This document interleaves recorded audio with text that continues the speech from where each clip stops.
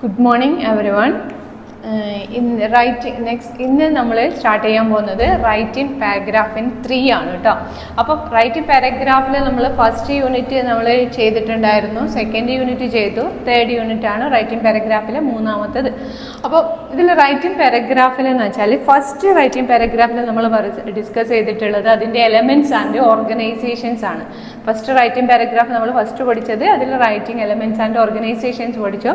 രണ്ടാമത്തേൽ നമ്മൾ നോക്കിയത് അതിൻ്റെ ഡെവലപ്പിംഗ് ടെക്നിക്സ് ആണ്. റൈറ്റിംഗ് പാരഗ്രാഫിന് ടെക്നിക്സ് ആണ് രണ്ടാമത്തേൽ പഠിച്ചത്. ഈ മൂന്നാമത്തെന്ന് പറഞ്ഞത് ഇതിൻ്റെ പ്രിൻസിപ്പിൾസ് ഓഫ് റൈറ്റിംഗ് പാരഗ്രാഫ് ആണ് നമ്മൾ ഇതിൽ നോക്കാൻ പോകുന്നത്.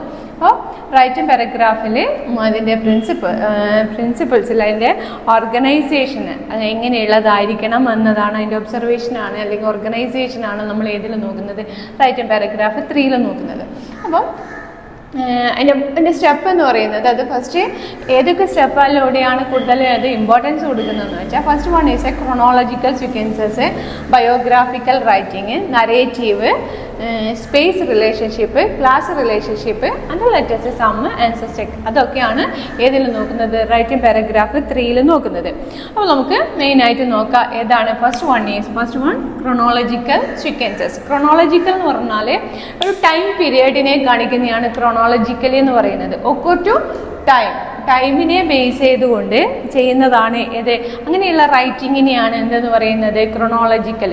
അതായത് ടൈം ഓറിയൻറ്റഡ് ആയിട്ടുള്ളത്.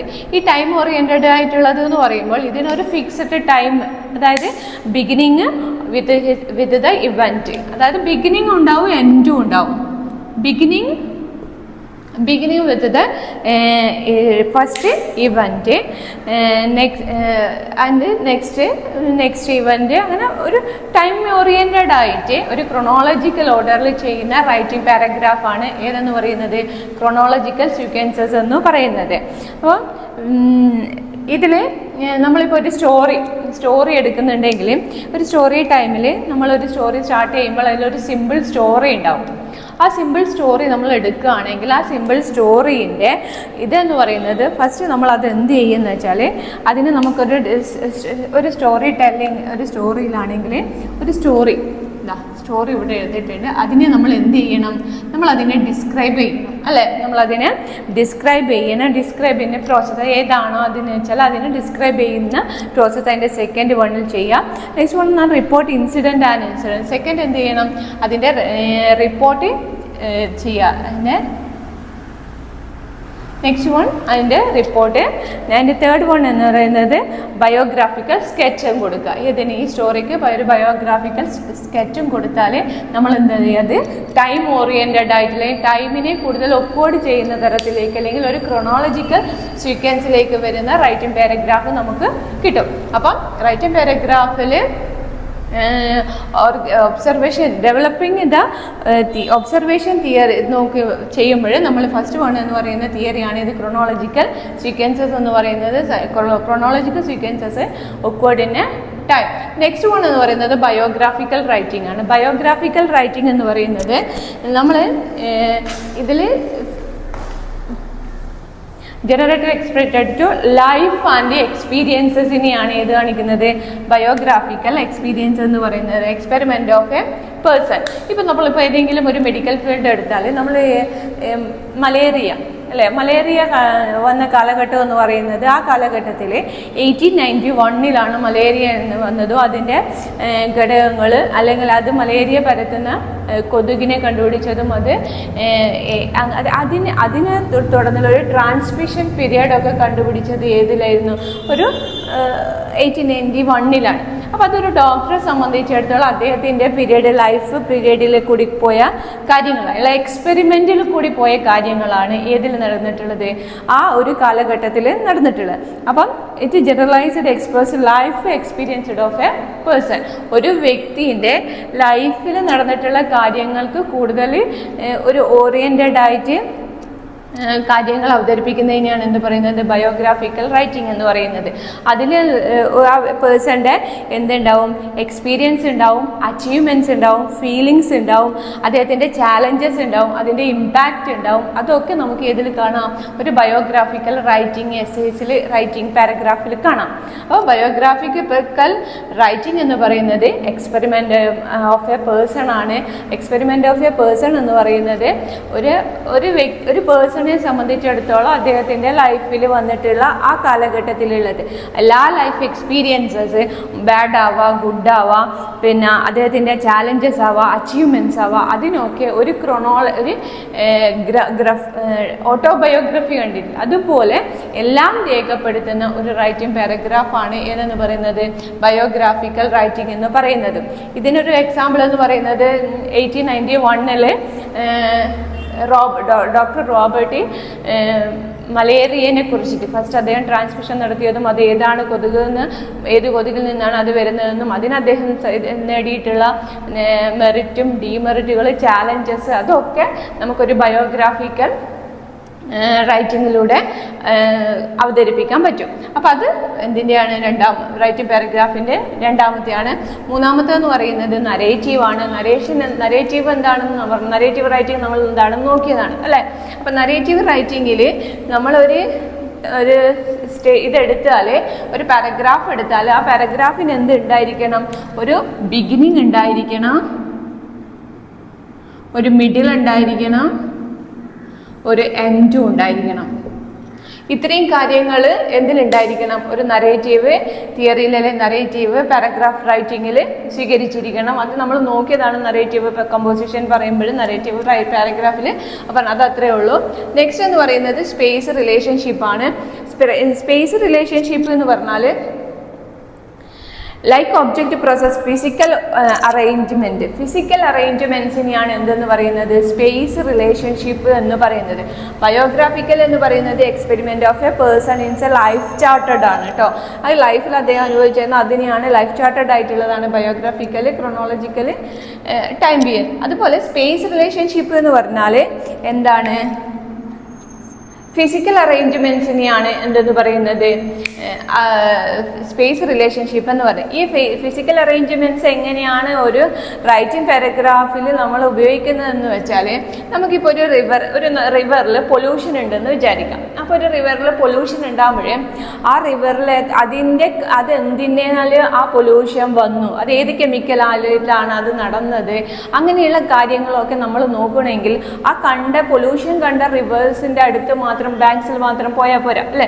അതിൻ്റെ എല്ലാ തീരങ്ങളും അത് ഏതിലൂടെയൊക്കെ ഒഴുകുന്നുണ്ടോ ആ നദി ഒഴുകിപ്പോകുന്ന എല്ലാ സ്ഥലത്തിലും നമ്മൾ അതിനെ നോക്കി നടത്തണം അല്ലേ. അതിൻ്റെ എക്സ്പെരിമെൻറ്റ് നമ്മൾ നോക്കണം, എവിടെ വരെ ആ നദി എവിടെ വരെ പോകുന്നു, അവിടെ വരെ പൊല്യൂഷൻ എത്തപ്പെട്ടിട്ടുണ്ടോ, അല്ലെങ്കിൽ അതിൻ്റെ കെമിക്കൽ, അത് അങ്ങനെയുള്ള ഒരു സ്ഥലത്തല്ലാണ്ട് എവിടെ അതിൻ്റെ എല്ലാ ബ്രാഞ്ചസിലും ടച്ച് ചെയ്തിട്ട് നമ്മളൊരു മാറ്റർ അവതരിപ്പിക്കുന്നതിനെയാണ് ഏതെന്ന് പറയുന്നത്, സ്പേസ് റിലേഷൻഷിപ്പ് എന്ന് പറയുന്നത്. അതൊരു യൂണിവേഴ്സിറ്റി തലത്തിൽ അല്ലെങ്കിൽ ഒരു സ്കൂൾ തലത്തിലാണ് നമ്മൾ നടത്തപ്പെടുന്നുണ്ടെങ്കിൽ, നമുക്കൊരു സ്കൂളിന് ഒരു റൈറ്റിംഗ് പാരഗ്രാഫിൽ നമ്മളൊരു സ്കൂൾ ഓറിയൻറ്റഡ് ആയിട്ട് അല്ലെങ്കിൽ ഒരു യൂണിവേഴ്സിറ്റി ഓറിയൻറ്റഡ് ആയിട്ട് നമ്മൾ ചെയ്യുകയാണെങ്കിൽ നമുക്ക് തരുന്ന ഇതെന്ന് പറയും കണ്ടൻറ്, അല്ലെങ്കിൽ 100 വാക്കിൽ ഒരു റൈറ്റിംഗ് പാരഗ്രാഫ് ഒരു യൂണിവേഴ്സിറ്റിനെ കുറിച്ച് എഴുതണം എന്ന് പറയുമ്പോൾ നമ്മൾ എന്തൊക്കെ ചെയ്യണം, ആ യൂണിവേഴ്സിറ്റീൻ്റെ എല്ലാ കാര്യങ്ങളും അവതരിപ്പിക്കണം അല്ലേ. ആ യൂണിവേഴ്സിറ്റീൻ്റെ മെയിൻ ആയിട്ടുള്ള കാര്യങ്ങൾ, ആ ഒരു ബിൽഡിങ്ങിൻ്റെ മെയിൻ ബ്ലോക്കിനെ കുറിച്ച് പറയണം, അതിൽ ഏതൊക്കെ ഡിപ്പാർട്ട്മെൻറ്റുകളുണ്ട് എന്ന് പറയുന്നത്, ഡിപ്പാർട്ട്മെൻറ്റ് ഓഫ് സോഷ്യൽ സയൻസിനെ ഉൾപ്പെടുത്തണം, പൊളിറ്റിക്സിനെ ഉൾപ്പെടുത്തണം, പിന്നെ ക്യാൻറ്റീനെ ഉൾപ്പെടുത്തണം, ലൈബ്രറീനെ ഉൾപ്പെടുത്തണം. ഇതൊക്കെ നമ്മൾ എന്ത് ചെയ്യണം, അതിൽ ഉൾപ്പെടുത്തിക്കൊണ്ട് റൈറ്റിംഗ് പാരഗ്രാഫ് 100 എക്സാമിനൊക്കെ 100 വാക്കിൽ കവിയാതെ റൈറ്റിംഗ് പാരഗ്രാഫ് യൂണിവേഴ്സിറ്റി എഴുതുക അല്ലെങ്കിൽ റിവർ പൊല്യൂഷൻ എഴുതുക എന്ന് പറയുമ്പോൾ നമ്മൾ ആ തുടക്കത്തിൽ മാത്രം നിൽക്കാതെ അതിനെ ബേസ് ചെയ്തിട്ടുള്ള എല്ലാ ഘടകങ്ങളെയും നമ്മൾ എന്ത് ചെയ്യണം, അത് ഉൾപ്പെടുത്തിക്കൊണ്ടായിരിക്കണം എന്ത് നിറയ്ക്കേണ്ടത്, റൈറ്റിംഗ് പാരഗ്രാഫ് നിർമ്മിക്കേണ്ടത്. അതിലേതിന് സ്പേസ് റിലേഷൻഷിപ്പ് മെയിൻ, അതിനെയാണ് ഫിസിക്കൽ കണ്ടീഷൻ എന്ന് പറയുന്നത്, ഫിസിക്കൽ അറേഞ്ച്മെൻറ്റ്സ് എന്ന് പറയുന്നത്. അപ്പം ഈ ഫിസിക്കൽ അറേഞ്ച്മെൻറ്റ്സ് എന്ന് പറയുമ്പോൾ നമ്മൾ മൊത്തത്തിൽ ഞാൻ പറഞ്ഞ പോലെ അതിൻ്റെ ഡയമെൻഷൻ, ഷേപ്സ്, വിഡ്ത്ത്, അതൊക്കെ എല്ലാ കാര്യങ്ങളും നമ്മൾ അത് മനസ്സിലാക്കി കൊണ്ടുവരണം. മനസ്സിലായില്ലേ? ഇതിപ്പോൾ യൂണിവേഴ്സിറ്റി തലത്തിലെടുത്താണെങ്കിൽ അല്ലെങ്കിൽ ഒരു സ്കൂളിൻ്റെ തലത്തിലാണെങ്കിൽ ഒരു ഓഫീസ്, ആ ഓഫീസിനെ കുറിച്ചിട്ട് അല്ലെങ്കിൽ ഒരു സ്കൂളിനെ കുറിച്ചിട്ട് 100 വാക്കിൽ കവിയാതെ നിങ്ങൾ പിന്നെ പാരഗ്രാഫ് തയ്യാറാക്കുക എന്ന് പറഞ്ഞ് നിങ്ങൾക്ക് തരികയാണെന്ന് വിചാരിക്കുക.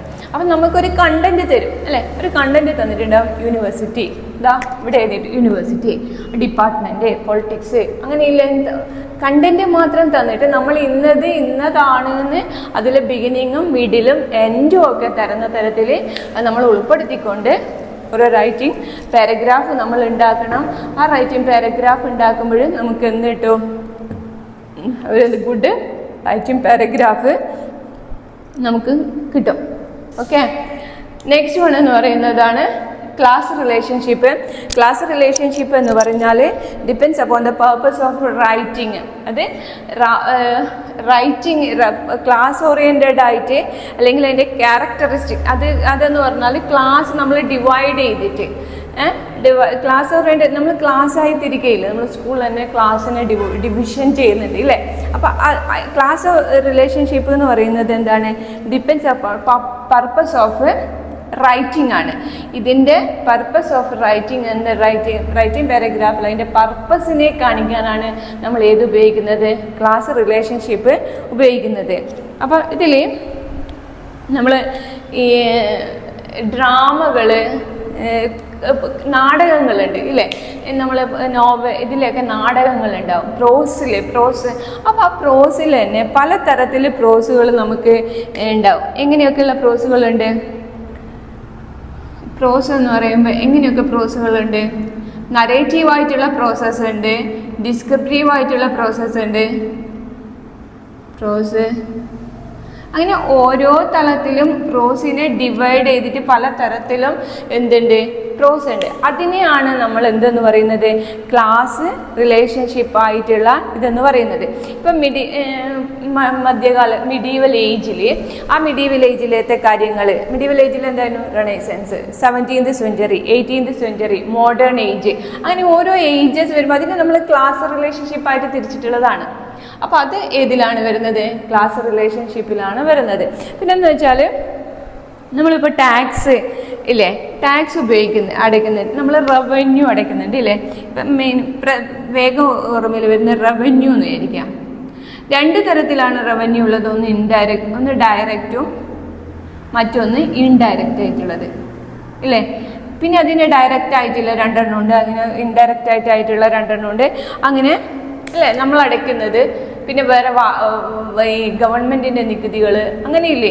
അപ്പോൾ അതിനെയൊക്കെ നമ്മൾ എന്തായിട്ടാണ് തിരിക്കുന്നത്? ക്ലാസ് റിലേഷൻഷിപ്പായിട്ടാണ് തിരിക്കുന്നത്. ഇങ്ങനെ ക്ലാസ് റിലേഷൻഷിപ്പായിട്ട് തിരിക്കുന്ന റൈറ്റിംഗ് പാരഗ്രാഫ് ഏതിലുണ്ട്? റൈറ്റിംഗ് പാരഗ്രാഫിൽ ഉപയോഗിക്കപ്പെടുന്നുണ്ട്. അപ്പോൾ റൈറ്റിംഗ് പാരഗ്രാഫിൽ എന്താണെന്ന് വെച്ചാൽ ഒബ്സർവേഷനിനെ ഓർഗനൈസേഷനാണ്. അതായത് ഒബ്സർവേഷൻ റൈറ്റിംഗ് പാരഗ്രാഫിൽ എങ്ങനെയുള്ള ഒബ്സർവേഷനെ ഉൾപ്പെടുത്തണം എന്നുള്ളതും കൂടി കാണിക്കുന്നതാണ്. അപ്പോൾ അതിൽ ഫസ്റ്റ് വൺ എന്ന് പറയുന്നത് ക്രോണോളജിക്കൽ സീക്വൻസസ് ആണ്. It's occur in a time being ആയിട്ടുള്ള കാര്യങ്ങൾ ഉൾപ്പെടുത്തിക്കൊണ്ടായിരിക്കണം നമ്മളൊരു റൈറ്റിംഗ് പാരഗ്രാഫ് ഉപയോഗിക്കുന്നത്. അതിനൊരു സ്റ്റോറി എടുത്താൽ അതിൻ്റെ ബിഗിനിങ് എൻഡിങ് അതൊക്കെ നമ്മൾ എന്തിലുണ്ടായിരിക്കണം? ഈ ക്രോണോളജിക്കൽ സീക്വൻസിലുണ്ടായിരിക്കും. ടൈം ഓറിയൻറ്റഡ് ആയിട്ടുള്ള കാര്യങ്ങൾ ചെയ്യുക, ശ്രദ്ധിച്ചാൽ മതി. നെക്സ്റ്റ് എന്ന് പറയുന്നത് ബയോഗ്രാഫിക്കൽ റൈറ്റിംഗ് ആണ്. ബയോഗ്രാഫിക്കൽ റൈറ്റിംഗ് എന്ന് പറയുന്നത് എക്സ്പീരിയൻസ്ഡ് ആയിട്ടുള്ളത്. ആ എക്സ്പീരിയൻസ്ഡ് ആയിട്ടുള്ളതിനെയാണ് എന്തെന്ന് പറയുന്നത്? ബയോഗ്രാഫിക്കൽ റൈറ്റിംഗ് എന്ന്. അതായത് ഒരു വ്യക്തിനെ, ഒരു പേഴ്സണെ കുറിച്ചിട്ട് അദ്ദേഹത്തിൻ്റെ കണ്ടുപിടുത്തത്തെക്കുറിച്ച് പറയണമെങ്കിൽ അദ്ദേഹത്തിൻ്റെ ലൈഫിൽ വന്നിട്ട് ഫുൾ ചാർട്ടേഡ് ആയിട്ടുള്ള കാര്യങ്ങളും നമ്മൾ എന്തിലാണ്? ബയോഗ്രാഫിക്കൽ റൈറ്റിങ്ങിൽ ഉൾപ്പെടുത്തണം. നെക്സ്റ്റ് എന്ന് പറയുന്നത് നരേറ്റീവാണ്. നരേറ്റീവ് ഡിസ്ക്രിപ്ഷൻ എന്ന് പറയുന്നത്, നരേറ്റീവ് പാരഗ്രാഫ് എന്ന് പറയുന്നത് എന്താണ്? ഒരു മിഡിലും ഒരു ബിഗിനിങ്ങും ഒരു മിഡിലും ഒരു എൻഡും ഉള്ള ഒരു റൈറ്റിംഗ് പാരഗ്രാഫ് ഉൾപ്പെടുത്തുന്നതായിരിക്കണം ഇത് നരേറ്റീവായിട്ടുള്ളത്. അതായത് പാസേജസ് ഒക്കെ ഇല്ലേ അതൊക്കെ. പിന്നെ ഒരു സ്പേസ് റിലേഷൻഷിപ്പാണ്. സ്പേസ് റിലേഷൻഷിപ്പ് എന്ന് പറഞ്ഞാൽ ഫിസിക്കൽ അറേഞ്ച്മെൻറ്റ്സിനെ കൂടുതൽ, അതായത് തന്നിരിക്കുന്നതിൽ ഫുൾ എല്ലാ മേഖലകളിലും കവർ ചെയ്തിട്ട് ഉള്ള കാര്യങ്ങളായിരിക്കണം സ്പേസ് റിലേഷൻഷിപ്പിൽ നടത്തപ്പെടുന്നത്. നെക്സ്റ്റ് വന്നത് ക്ലാസ് റിലേഷൻഷിപ്പാണ്. ക്ലാസ് റിലേഷൻഷിപ്പിൽ നമ്മൾ എന്താ ചെയ്യുന്നത്? Purpose writing based on characteristics, അതിൻ്റെ പർപ്പസിൻ്റെ അടിസ്ഥാനത്തിൽ നമുക്ക് തന്നിരിക്കുന്നതിനെ തരം തിരിച്ചിട്ട് നമ്മൾ അതിൽ നിന്ന് എന്താക്കണം, ഉപയോഗപ്പെടുത്തുന്നതാണ് ക്ലാസ് റിലേഷൻഷിപ്പ് എന്ന് പറയുന്നത്. ഈ ക്ലാസ് റിലേഷൻഷിപ്പിൽ നോക്കണം റൈറ്റിംഗ് പാരഗ്രാഫ് ഉൾപ്പെടുത്തിയിട്ടുണ്ട്. അപ്പം എല്ലാ കാര്യങ്ങളും മനസ്സിലായില്ലേ? ഇപ്പോൾ റൈറ്റിംഗ് പാരഗ്രാഫ് എന്താണെന്ന് പഠിച്ചു.